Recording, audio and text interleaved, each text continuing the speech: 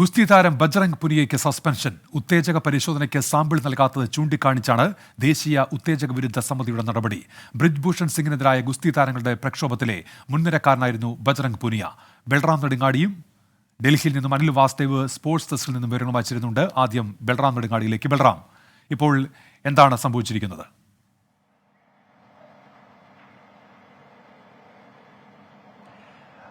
ഉന്മേഷ്, ഗുസ്തി താരം ബജ്റംഗ് പുനിയയ്ക്ക് സസ്പെൻഷൻ നൽകിയിരിക്കുകയാണ് ദേശീയ ഉത്തേജക പരിശോധന ഏജൻസിയായ നാഡ.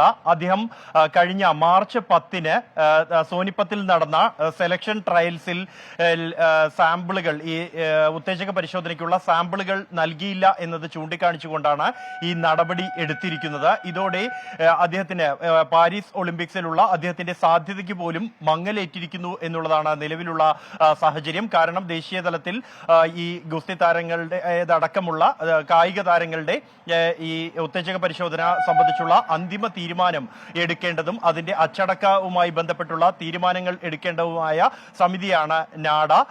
അവരുടേതാണ് ഈ സസ്പെൻഷൻ നടപടി ഉണ്ടായിരിക്കുന്നത്.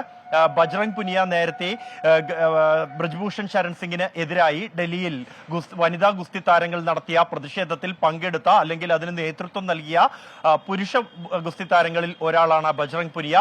അദ്ദേഹത്തിന്റെ നേതൃത്വത്തിലായിരുന്നു മറ്റ് വനിതാ ഗുസ്തി താരങ്ങൾ സാക്ഷി മല്ലിക്, വിനേഷ് ഫോഗോട്ട് അടക്കമുള്ള താരങ്ങൾ ജന്തർ മന്ദറിൽ സമരം നടത്തിയതും തുടർന്നുണ്ടായ പ്രതിഷേധങ്ങൾ എല്ലാം തന്നെ ഈ ഒരു പശ്ചാത്തലം കൂടി ഇതിനുണ്ട് എന്നുള്ളതാണ് ഈ കാര്യത്തിൽ ഏറെ ശ്രദ്ധേയമാകുന്നത്. എന്തായാലും ബജ്റംഗ് പുനിയയുടെയോ മറ്റ് ഗുസ്തി താരങ്ങളുടെയോ പ്രതികരണം ഈ വിഷയത്തിൽ ഇതുവരെയും ലഭ്യമായിട്ടില്ല. ഉന്മേഷ്.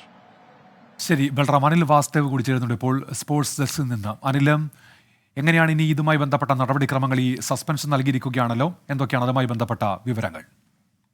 ഉന്മേഷ്, നാഡയുടെ നടപടി സാങ്കേതികമായി ഇല്ലെങ്കിൽ ഒരു ടെക്നിക്കൽ ഒരു വശം നോക്കുകയാണെങ്കിൽ ശരിയാണെന്ന് പറയേണ്ടിയിരിക്കുന്നു. അതായത് 10 ദിവസത്തിനുള്ളിൽ ഈ സാമ്പിൾ നൽകണം എന്നുള്ളതാണ് നിയമം അനുസരിച്ച്. അപ്പോൾ അതിൽ തൂങ്ങിയാണ് ഇപ്പോൾ ബജ്റംഗ് പുനിയ പോലുള്ള ഒരു താരത്തിന് സസ്പെൻഷൻ, ഒരു പ്രൊഫഷണൽ സസ്പെൻഷൻ ആണെങ്കിൽ കൂടി നൽകിയിരിക്കുന്നത്. പക്ഷേ ഇതിന് പിന്നിലുള്ള രാഷ്ട്രീയം ഇല്ലെങ്കിൽ മറ്റു കളികളെക്കുറിച്ച് ഇപ്പോൾ തന്നെ വിമർശനം ഉയർന്നിരിക്കുന്നു. അതായത് BJPയുടെ MP ആയിരുന്ന ബ്രിജ്ഭൂഷണെതിരെ സമരം നയിച്ചവരിൽ അദ്ദേഹത്തിനെതിരായ ലൈംഗിക പരാതികളിൽ ഗുസ്തിക്കാരുടെ സമരം വലിയ രീതിയിൽ ഉയർന്നപ്പോൾ അതിൻ്റെ മുൻനിരക്കാരിലുള്ള ഒരാളായിരുന്നു ബജ്റംഗ് പുനിയ. അദ്ദേഹം വലിയ രീതിയിൽ പ്രതിഷേധം ഉന്നയിച്ചിരുന്നു. അതുപോലെ തന്നെ അദ്ദേഹത്തിൻ്റെ അർജുന അവാർഡ് അടക്കം തിരികെ നൽകിയുള്ള പ്രതിഷേധങ്ങളൊക്കെ തന്നെ മുന്നിലുണ്ടായിരുന്നു. അന്നു മുതൽ ഈ താരങ്ങളെയൊക്കെ തന്നെ കേന്ദ്ര സർക്കാർ കായിക മന്ത്രാലയം വേട്ടയാടുന്നു എന്നൊരു തരത്തിലുള്ള വാർത്തകളൊക്കെ തന്നെ വന്നിരുന്നു. അതിൻ്റെ പിന്നാലെയാണ് ഈ ഒരു സസ്പെൻഷൻ പോലും എന്നുള്ള വിമർശനങ്ങൾ ഇതിനോടകം തന്നെ ഉയർന്നു വന്നിട്ടുണ്ട്. ഈ നേരത്തെ ഈ സെലക്ഷൻ ട്രയൽസുമായി ബന്ധപ്പെട്ട് തന്നെ വലിയ ആശയക്കുഴപ്പങ്ങൾ ഉണ്ടായിരുന്നു. ഈ ബ്രിജ്ഭൂഷന്റെ അനുയായിട്ടുള്ള ആൾ വന്നിട്ടുള്ള സമിതിയുടെ നേതൃത്വത്തിലും മറ്റൊരു അഡ്ഹോക് കമ്മിറ്റിയുടെ നേതൃത്വത്തിലുള്ള സെലക്ഷൻ ട്രയൽസ് നടന്നിരുന്നു. ഇതിൻ്റെ തന്നെ വലിയ പ്രശ്നങ്ങളുണ്ടായിരുന്നു. ഇതിൽ പിന്നെയാണ് സോനിപ്പത്തിൽ നടന്ന ഈ മത്സരത്തിൽ പങ്കെടുത്തത്. പക്ഷെ അതിൽ പോലും വലിയ പ്രയാസങ്ങൾ ഉണ്ടായി എന്നുള്ളത് ബ്രിജ്ഭൂഷൺ തന്നെ ബജ്റംഗ് പുനിയ തന്നെ തുറന്നു പറഞ്ഞിരുന്നു. അപ്പോൾ ഒടുവിൽ അദ്ദേഹത്തിൻ്റെ ഈ സസ്പെൻഷൻ പോലും രാഷ്ട്രീയ പ്രേരിതമാണെന്നാണ് പറയുന്നത്.